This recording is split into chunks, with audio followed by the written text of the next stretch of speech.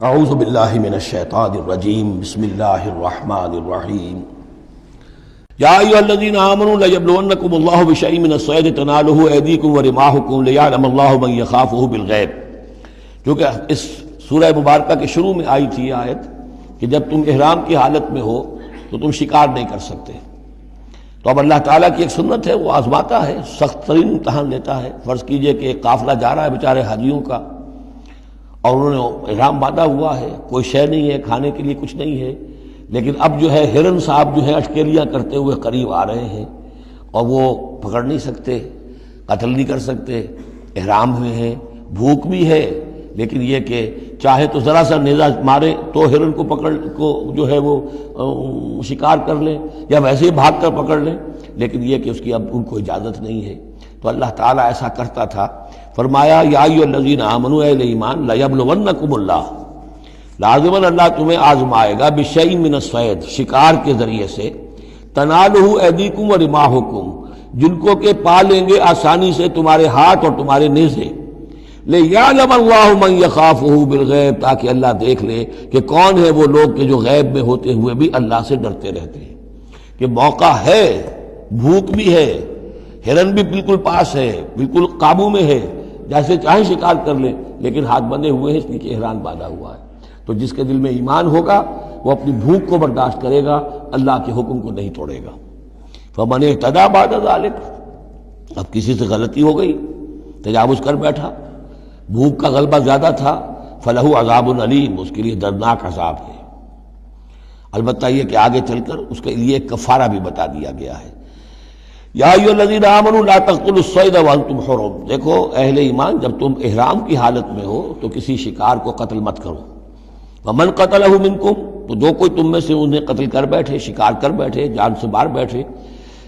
متعمداً، جان بوجھ کر، فجزاء مثل ما قتل من النعم، تو پھر اس کا کفارہ ہوگا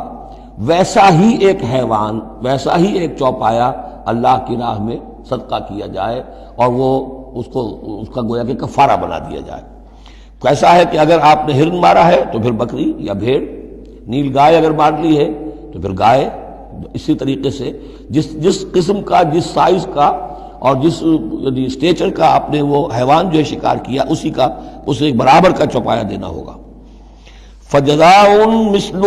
ما قتل من النعم یحکم بہ ذوی عدل منکم، دو آدمی تمہارے جو ہوں معتبر، وہ چاہیے کہ وہ اس کی گواہی دے کہ ہاں یہ جانور جو اس نے شکار کیا ہے یہ اس کے برابر ہو جائے گا۔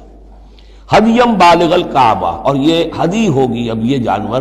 کعبے تک اس کا پہنچنا ہے، کعبے کی نظر ہوگا یہ، او کفارۃ، یا پھر اس کا ایک کفارہ اور بھی ہے، طعام و مساکین،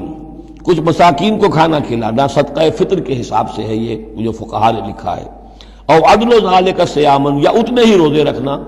وہ بھی دیکھنا ہوگا کہ جانور جو تھا، بکری تھی، ہرن تھا، کتنے آدمی اس کو کھا سکتے تھے، اتنے آدمیوں کو کھانا کھلاؤ، یا پھر اتنے دن کے جو ہے وہ عدل ذالک صیامن روزے رکھو، لیذوق وبال امرہ، تاکہ وہ اپنے کیے کا کی سزا جو ہے وہ پالے۔ عف اللہ عما سلف،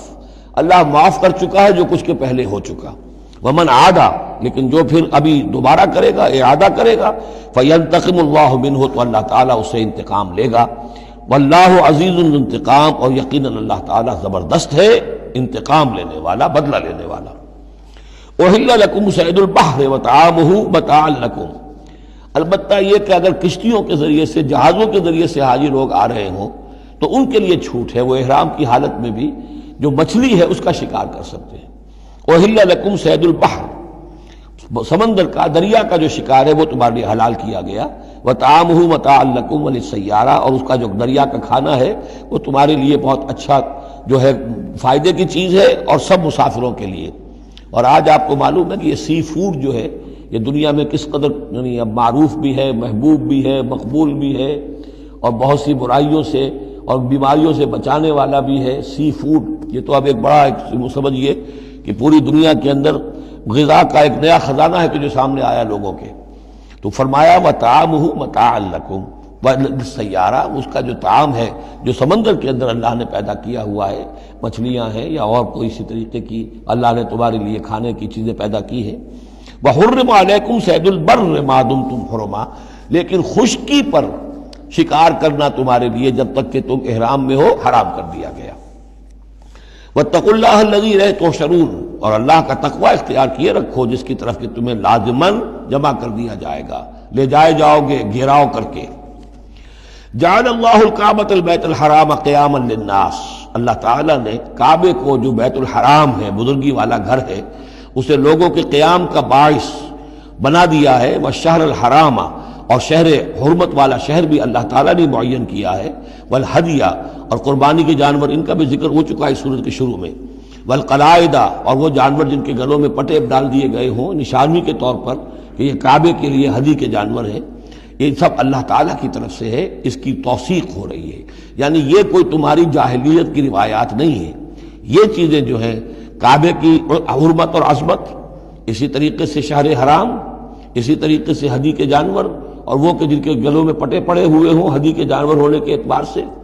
ذالک لتعلموا ان اللہ یعلم ما فی السماوات و ما فی الارض، یہ اس لیے کہ تم اچھی طرح جان لو کہ اللہ تعالیٰ کو آسمانوں اور زمین کی ہر شے کا علم حاصل ہے۔ ان اللہ بکل شیء علیم، اللہ تعالیٰ ہر چیز کا علم رکھتا ہے۔ اس کے مقابلے میں 4 چیزیں آئیں گی جو ان کے ہاں حرام ہو گئی تھی، ان کو پھر کہا جا رہا ہے کہ اس کے لیے کوئی سند نہیں ہے کتاب میں موجود، وہ بعد میں آئیں گی۔ اعلموا ان اللہ شدید العقاب، جان لو کہ اللہ تعالیٰ سزا دینے میں بہت سخت ہے۔ وان اللہ غفور الرحیم، اور اللہ غفور اور رحیم بھی ہے،